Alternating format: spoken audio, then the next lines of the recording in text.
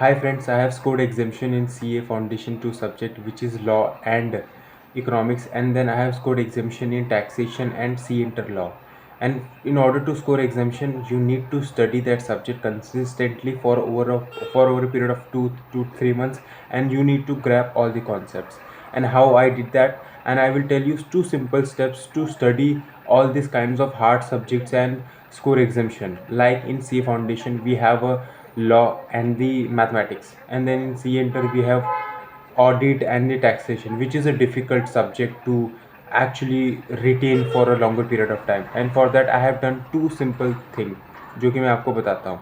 First is कि मैंने जब लॉ में 61 मार्क्स स्कोर किए थे, ठीक है, तो उसके लिए मैंने ना 3 महीने प्रॉपर कंसिस्टेंटली स्टडी की थी लॉ को.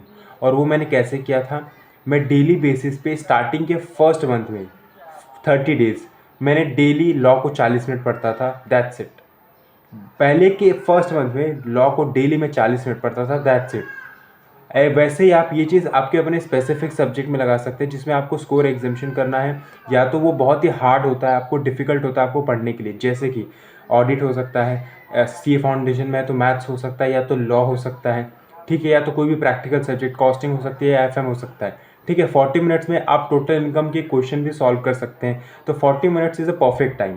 तो 40 मिनट्स तक को आपको डेली करना है, 30 दिन तक, 40 minutes on a regular basis for a 30 day.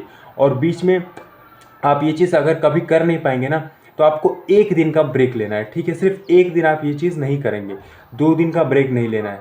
So maximum day for break allowance is 1 day, ठीक है.